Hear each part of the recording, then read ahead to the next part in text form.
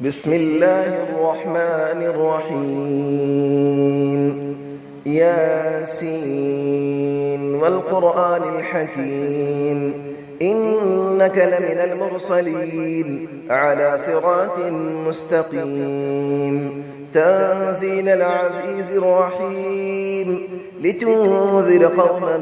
ما أنذر آباؤهم فهم غافلون لقد حق القول على أكثرهم فهم لا يؤمنون إنا جعلنا في أعناقهم أغلالا فهي إلى الأذقان فهم مقمحون وجعلنا من بين أيديهم سدا ومن خلفهم سدا فأغشيناهم فهم لا يبصرون وسماء عليهم أأنذرتهم أم لم تنذرهم لا يؤمنون إنما تنذر من اتبع الذكر وخشي الرحمن بالغيب فبشره بمغفرة وأجر كريم إنا نحن نحيي الموتى ونكتب ما قدموا وآثارهم وكل شيء أحصيناه في إمام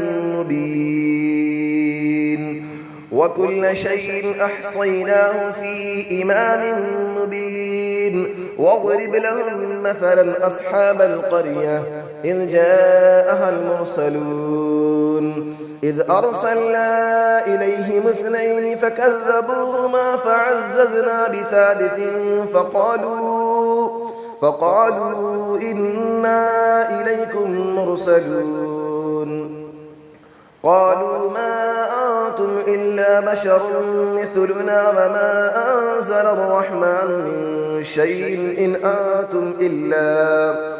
أنتم إلا تكذبون قالوا ربنا يعلم إنا إليكم لمرسلون وما علينا إلا البلاغ المبين قالوا إنا تطيرنا بكم لئن لم تنتهوا لنرجمنكم وليمسنكم منا عذاب أليم قالوا طائركم معكم أئن ذكرتم بل أنتم قوم مسرفون وجاء من أقصى المدينة رجل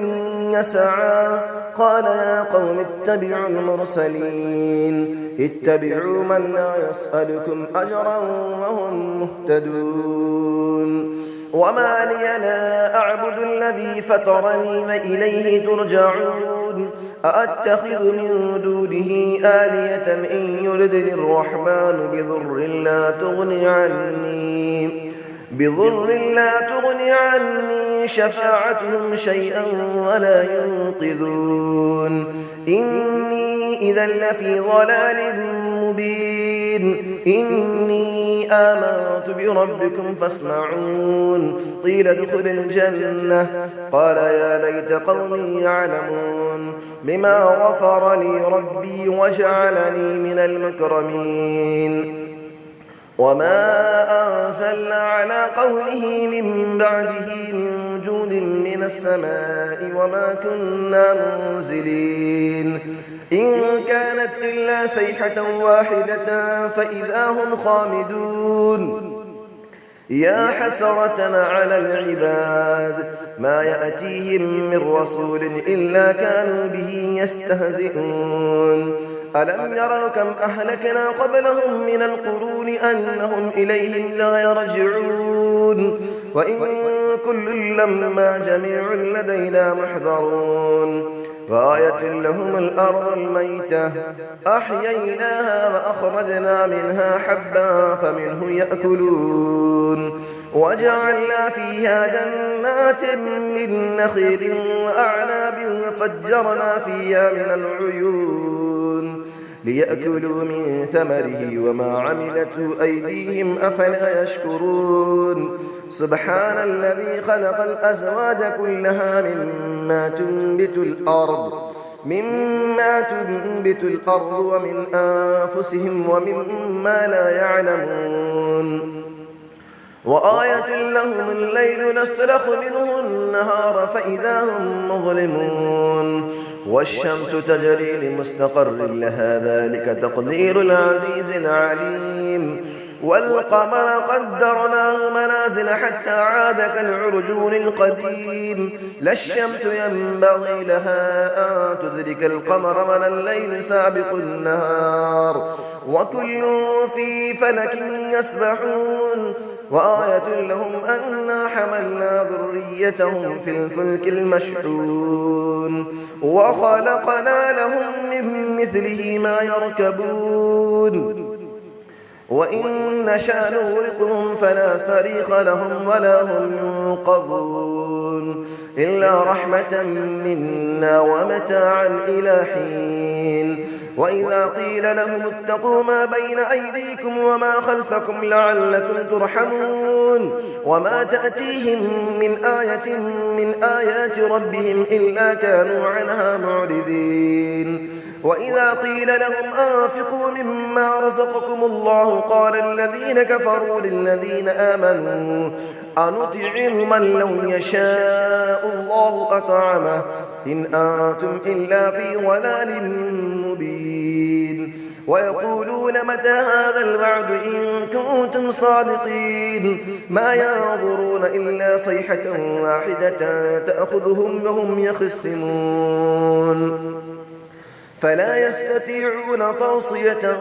ولا إلى أهلهم يرجعون ونفخ في السور فإذا هم من الأجداث إلى ربهم ينسلون قالوا يا ويلنا من بعثنا من مرقدنا هذا ما وعد الرحمن وصدق المرسلون إن كانت إلا صيحة واحدة فإذا هم جميع لدينا محضرون فاليوم لا تظلم نفس شيئا ولا تجزون إلا ما كنتم تعملون